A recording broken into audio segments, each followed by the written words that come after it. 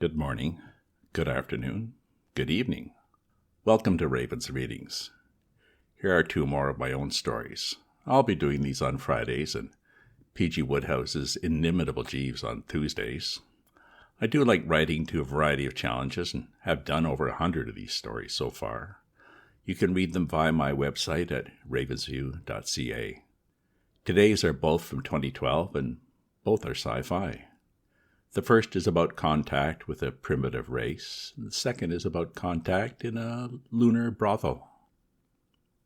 The Fire of the Gods. It started with thunder and a pinpoint of light in the cloudless sky.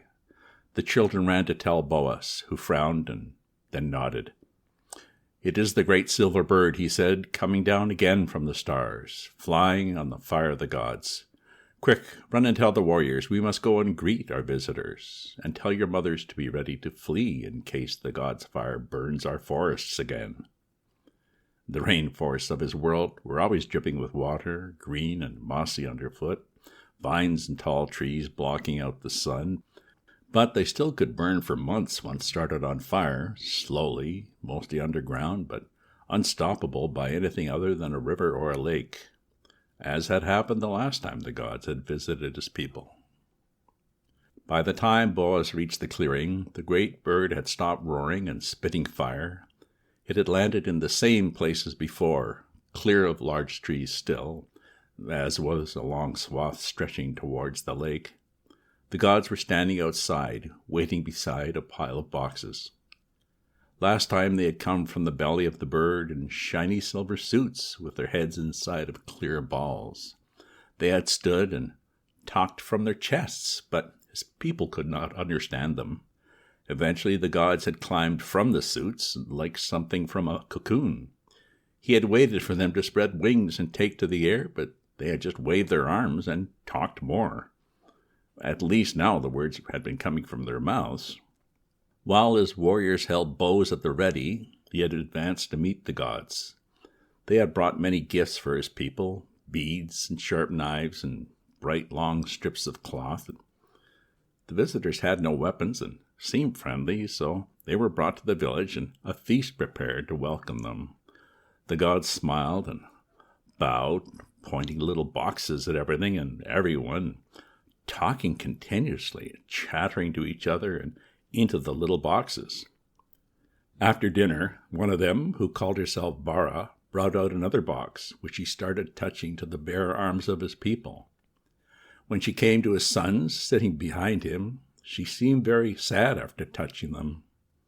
She must have been a medicine man to know what he already had been told. His sons were both dying. She ran back to her friends, and after much talk, she came back and touched his sons again with the box. This time both boys jumped as if stung by a little bee. He looked and saw only a little red mark, but the warriors were suspicious and all yelled and raised their bows until the strange gods went back to their bird. They came back the next morning to the village, slowly, handing out more gifts. By that afternoon his first son seemed better, but the youngest, his Baina, was sweating and crying out, his stomach hard and swollen. His arm was red where he had been bitten, so Hana, their medicine man, cut the skin to release the evil spirits. The woman Bara was upset, but the other gods held her back. The next day, Baina was dead. Boaz talked with Hana and the warriors. They agreed that it had been a witch that had entered his son to eat him from within. They had all seen this before, and they all agreed that it must have been hiding inside the woman that had stung him with their little box. He grieved for his son, but was glad that they had found the evil spirit before it could make the woman kill again. By now the strangers had started to explore the forest too, so his people waited until this Bara was on her own and then shot her. Boaz was given the honor of slitting the witch's throat and supervising the preparations.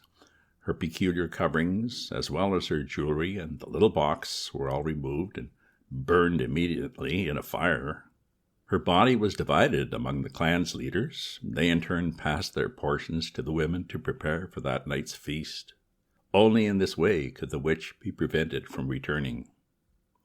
He had gone to invite the strange gods to the feast and explain what he had done for them, but they were in their suits again and waved him away angrily. For a day and a night his people had seen the gods in the forest, calling out in loud voices to each other as they stumbled over the undergrowth. The next day the gods loaded everything into the stomach of their bird, climbed in themselves, and rose high in the sky on their fire. And now they were back. This time they had on different suits, thick skin like an insect. One of them carried a box in both hands, which he talked into. When the box started to speak to Boas in his own language, the warriors started to yell and raise their bows, but Boas urged them to wait. "Greetings to the forest people," it said. "We are your friends. We come in peace. We were here before and lost one of our own people. We want to ask you about Barbara, and we'll take news of her back to our home in Sydney. Speak to us, and our box will tell us what your words are." Boas stepped forward, eager to tell the gods how his people had saved them from the witch in their midst. The end. I wonder how understanding the explorers will be. And here's the second. Lunar Brothel. The sex had been great, fantastic, better than I could have imagined. Sherry was new to Babette's, and I hoped to hell she stayed. Long legs, beautiful smile, great butt, thick red hair, and agile as a gymnast, especially in the lunar gravity. She knew my every need and loved everything I tried. I felt like a super stud. But after 2 hours with her, I'd been exhausted, so I had reluctantly headed back downstairs for a break. Babette smiled. "Was she all I promised?" "And more," I said. "I just need to rest up a bit." "Here, drink this," she said. "It'll perk you up." I sipped the cool drink, tart and refreshing, and looked around the room. It's a classic Victorian bordello style with heavy curtains, overstuffed furniture, flickering glass lights, and musky perfumes, and the faint sounds of a chamber music quartet. And of course the girls are all dressed in my favorite bustier garters and silk stockings. There are a few other gentlemen here too, but none familiar to me. Just as well, I bumped into my boss once in a strip bar back on Earth. Now that had been embarrassing. One of the women across the room looks familiar. Tall, brunette, maybe from last week. She eyes me over the rim of her champagne glass and winks. "Oh, Kim likes you," said Babette. "Feeling perky enough yet?" I was about to answer when I noticed the sounds and colors around me were starting to fade. Damn, I'd paid for 3 hours in here.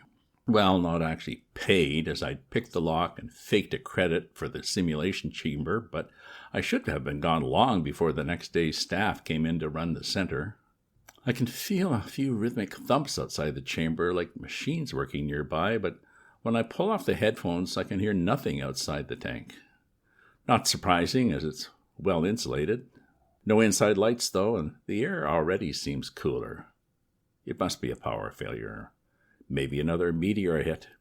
The shell over each of the units is strong, but in case of a breach, there are pods and suits in every area, and the system tracks everyone's ID card so the rescue team knows where to focus their efforts first. I'll be fine. I tried the manual release. Nothing. So, must be the shell breach in the area. Maybe someone is nearby. Yell and bang on the door a few times, just in case. Nothing, and now I feel a little lightheaded. I can hear a faint hiss. Damn, the chamber must have an ear leak. Oh, and damn again. I'd hacked the system, so it still shows me safely back in my quarters. Nobody will be coming. Well, at least not in time. The end. Well, at least the last memories of Cherie could be somewhat of a comfort, right? Stay tuned for more podcasts, either my own stories on Fridays or some of the classics on Tuesdays. If you subscribe to my newsletter, you'll get the next installment as soon as it's ready. If you enjoyed this reading or have other stories you'd like to hear, leave me a comment. And do check out my other posts on my Substack at ravensview.substack.com. Ta-ta for now.